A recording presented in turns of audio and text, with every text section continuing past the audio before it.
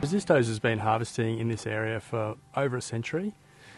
In the last 30 years we've expanded our plantations and we've now planted more than 5 million trees across about 1,500 hectares to support our operation and the increasing demand for eucalyptus oil. Blue Mallee eucalypts are really high yielding in terms of their eucalyptus oil content, and we harvest them into trailers that we take back to the distillery and extract the eucalyptus oil.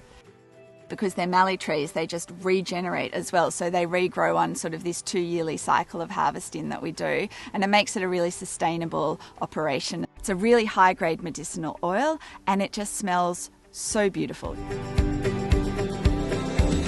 We've really made sustainability a key focus for the new distillery, and there's 3 key elements. The first of them is solar, and we power the site with an off-grid solar hybrid power system. The second element is around water capture and use, and we use that water for distilling and cooling purposes.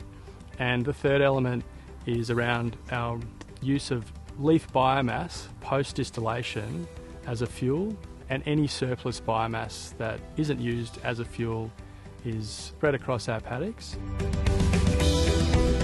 When I walk through the new distillery, I just feel so proud of what we've achieved, of what our team has achieved in bringing this to life. I just think it shows such a commitment to Australian manufacturing, it shows a commitment to the eucalyptus oil industry, and yeah, it's really been a vision that's been in our family for such a long time, and to see it come to life is just, it's incredibly exciting, and I feel really proud. We're going to continue to be a significant contributor in the local community and in supporting an industry that has been, alive for more than a century.